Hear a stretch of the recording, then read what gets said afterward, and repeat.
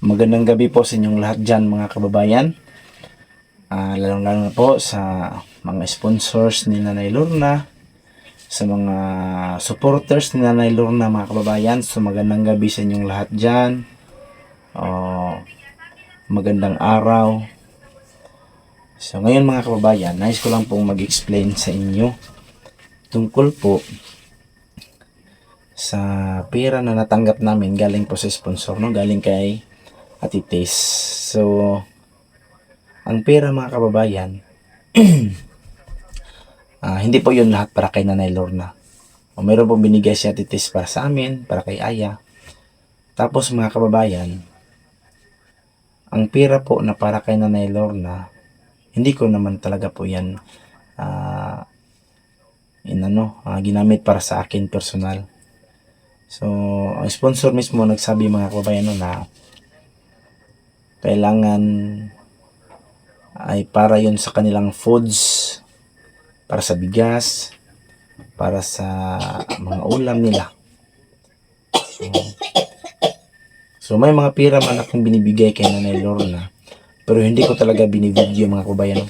Kung napansin nyo nga yung kay Ma'am Aya, hindi nyo po alam kung magkano yung binigay ko, pero alam ng sponsor kung magkano yung para kay Ma'am Aya, para kay Nanay Lorna.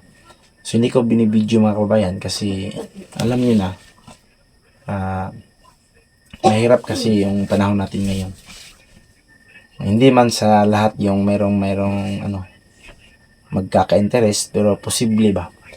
So ganito kasi mga kababayan, nung una nagsama kami ni Nanay Lorna, meron siyang na-share sa amin na muntik siyang madisgrasya mga kababayan. Alam nyo kung bakit? Kasi po nung time na ang vlog nila ay mayroong thumbnails na daming pera po daw ang ibinigay kay Nanay Lorna. Makikita sa thumbnails.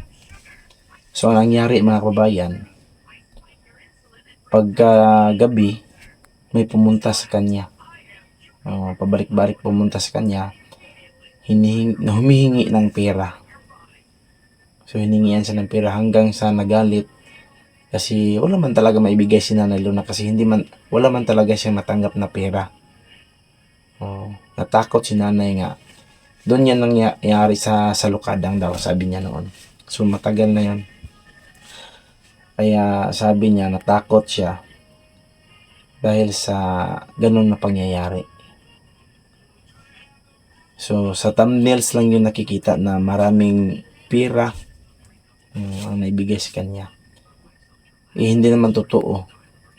Siguro nabigyan siya ng pera pero hindi ganun kadami. O kaya yun ang iniwasan ko mga kabayan. So inisip ko rin ang kaligtasan ni Nanay Lorna. Malay natin hindi tayo palagi nagsasama. Kaya yung pera na binigay po ng sponsor mga kababayan ay ibinibili namin ng bigas, ulam nila. Sa amin naman, binili rin namin sa aming pangangailangan dito sa aming bahay.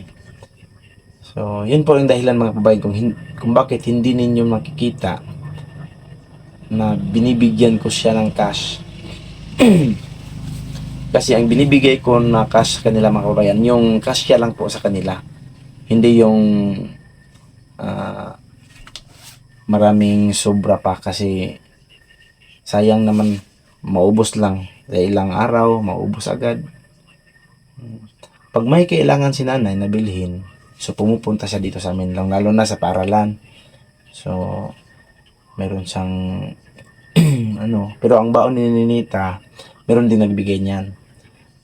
Nagbigay ng allowance kay Ninita. Si Ma'am Maria ang yata yan. Salamat po kay Ma'am Maria, no? So yun po mga kabayan, yung pambili nila ng ulam.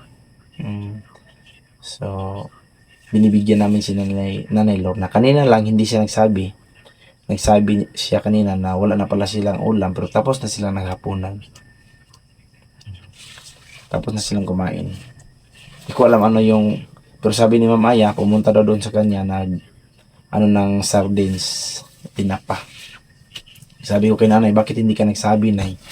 Meron isda, so naubos na pala yung niya, pera niya. Sabi ko, bukas na lang nay, bili tayo ng pagkain. Ulam ninyo. Kaya yun po yung rason mga kababayan no, na hindi nyo talaga makikita. Kahit nga po kay Ma'am Aya, hindi nyo makikita kung magkano yung matatanggap nilang pera. Kay nanay, lalo na kay Nanay Lorna. Para po din naman yan sa kaligtasan namin.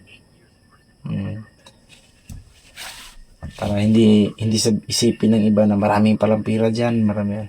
Kasi yung pera namin andun, pagtanggap namin yan, so binibili namin ng sa amin paninda. Kay Nanay Lorna binibili namin ng bigas. At saka may magtira kami ng konti para sa ulam nila.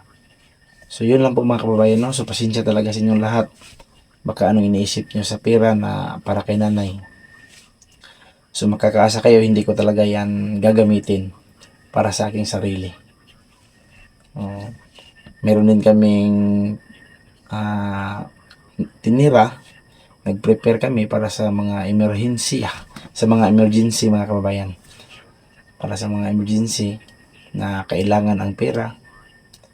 Malay natin may mga magkakasipon, magkakaubo. So kailangan talaga ng gamot.